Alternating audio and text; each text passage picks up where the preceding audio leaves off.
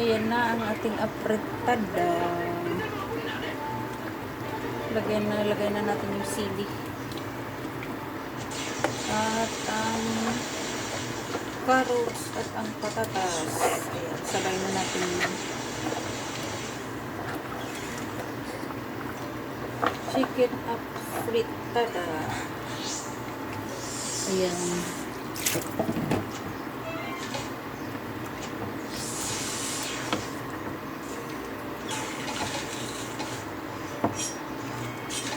At lagyan natin ng green peas.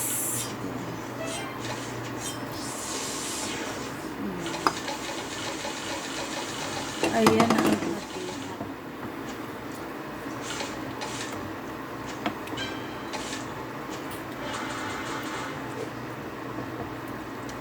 halo muna natin. Nantayin na lang natin maluto ang patatas at ang carrots. Madali na lang yan.